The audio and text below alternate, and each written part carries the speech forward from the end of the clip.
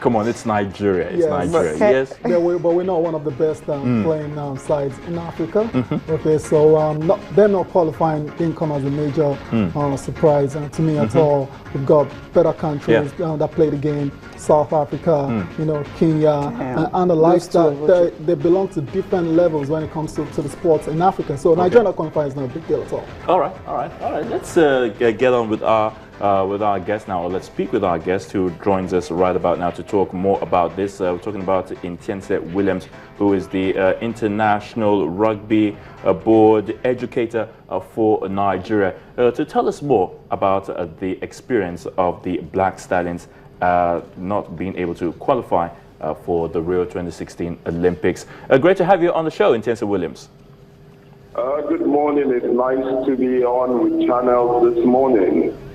All right, talk to us about the experience of the Black Stallions. Well, they will not be there, the Rio Olympics for rugby. How did it all pan out at the championships in South Africa? Well, I think it was a very good experience for the Black Stallions to be a part of the 16-man team, nations that competed for the Olympic qualifiers.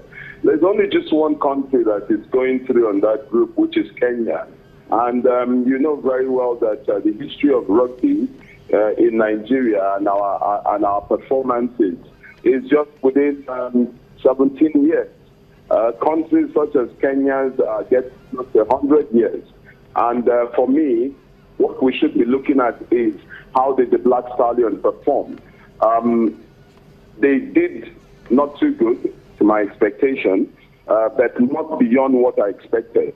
They only won one game out of 5, which was beating Zambia, and lost to Uganda, Zimbabwe, and again Namibia and Zimbabwe at the end.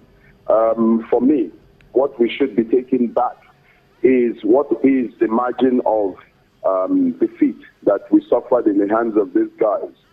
We need to grow with time to be able to move rugby forward in Nigeria. And secondly, rugby cannot really thrive on the international scene when you don't have rugby on the domestic scene. The National Sports Festival is the bedrock of sports development. If rugby is not being played there, who are the players that you're taking out? How many games have they been playing? So we need to be able to balance issues. For me, they've done their bit. For me, qualifying for the Olympics shouldn't really be the main target as of today. Because when you look at the nations that are there, you are not on that level. And secondly, even if you were to qualify, Nigeria as a nation would not be taking you there, because you'd be rubbing shoulders with the elite in the world who are competing on the high performance level, and we're not just there right now. Let's set our priorities right. Develop rugby in Nigeria. The age group level is where you can compete on an equal footing with any other nations in the world. That's where we should be targeting our, efforts on. Okay, don't you think the injury to some of the key players, 5 players according to Coach Fabian, were actually injured? Even the captain, Aziz Ladipo, also, he was injured, in their first game. Don't you think that actually affected the performance of the team and their failure to qualify? It may have affected the performance in the sense that you don't have the full complement of players. But when we start talking in terms of what is your pedigree alongside the nations you're playing with, the standards are just very different.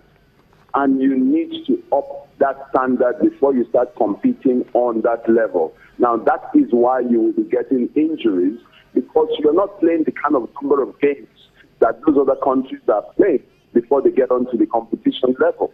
So, for me, we've done well. It's good experience, it's good learning, as long as we can learn from it.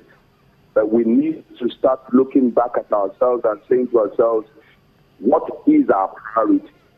Yes, we qualified for the Olympic Games. We were not taken to the Olympic Games. We qualified for the Commonwealth Games. We were not taken for the Commonwealth Games. Is it the Olympics that you're going to cry foul over? She wouldn't even be taken if you were qualified. The ratings in the world today is where you are going to have some good, placement. Now you're rated 8 out of 16. That is very good. Okay, I want to know your opinion. What do you think, Coach Fabian Juries, how do you assess his performance so far with the national team and rugby team in Nigeria? Coach Fabian is actually doing a very good job, to my own understanding, for him to be able to stay within the Nigerian Rugby Football Federation. And the job for us is very good. However, who was the local coach who was attached to Coach Fabian to understudy him? Are we just going to continue to be spending on a foreigner coming to coach us with nobody understudying him? Where is the development for the coaches in Nigeria? I would also like to please use this opportunity to, mourn with the legend, John Olumo, if you remember him. He's the highest try scorer of Rugby World Cup. Yeah, with 15 tries. He just passed on. And the world of rugby is today mourning him.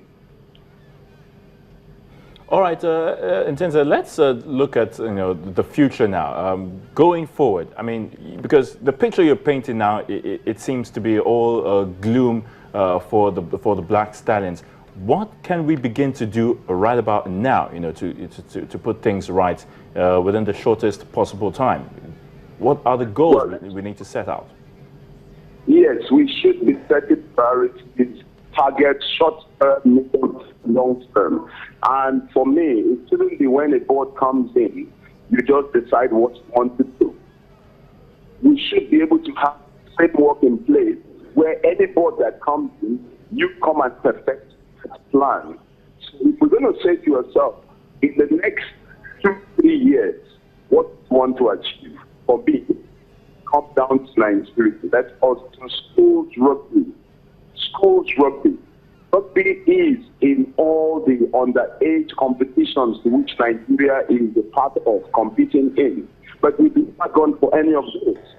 But we're looking for on competing in the Olympic qualifiers, the World Cup qualifiers. Now that again, because that is all funded by the International Rugby Board. Come home, the schools program, which is getting to rugby, is the major thing. Let us have the background of having Nigerian, children, not because of them being privileged to go abroad playing the game of rugby. It is not an elite sport. Then, at the same time, let us have our camp out there in England, where we have the majority of our foreign-based players. Remember very well that Nigeria has had foreign-based players even before soccer had the first foreign-based players, because they grew up out there in England and they played in the England national team. Mind you, in the same 7th Rugby World Cup in 1993, 4 Nigerians competed for England, captained by a Nigerian, Andy Harriman, and they won that World Cup. Till today, England hasn't won the 7th Rugby World Cup any longer. So we already have that manpower on the ground.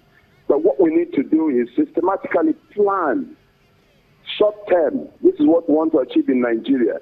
This is what we want to achieve on the international scene. Let's not jump into the bandwagon of I want to win the World Cup. It is not it's not a takeaway just like that. You're talking about how you progress bit by bit. Give yourself timelines, and when you progress, you mark yourself. If you don't, find out why you are not progressing. In the next 5 years, I'm looking at we should all Africa Games, and we should be able to look for a bronze medal at least, or in the rankings there, playing in the semi-finals. In the next 10 years from now, we should be targeting getting into the World Cup qualifiers for the 15th. Now, the 7th is even where I think we have a much better chance. Again, how many players are you bringing on? Have you ever seen the national team playing again here in Nigeria for us to say to ourselves, these are our players? What is the selection base within the local players for you to be able to say, this is the best that you're taking on board? Or is it meant to be divide and rule again? So there are lots of questions on the ground. I might be sounding a little bit, despondent about the situation, but this is meant to be a wake-up call to those who are running the game of rugby in Nigeria today. We have been out of the National Sports Festival 2 editions, and first one, which is meant to be hosted by Calabar, which has been moved now. We are not still there. Now, this is where you should be focusing your effort, more of your effort into, for us to say, yes, we are doing rugby development in Nigeria. International events come, and it is mandatory that once you are a member of the International Rugby Board, you will be participating. Now, let us plan towards it. It is not in every event that you're expecting to win, but what is your learning curve from it? Okay. That should be my own priority. All right. Thank you so much, Intensa Williams, and I hope that the authorities concerned, watching over the game of rugby, will take a note of some of the things which we've talked about on the show. Thank you so much for spending time with us on the show today. Thank you very much for speaking with me.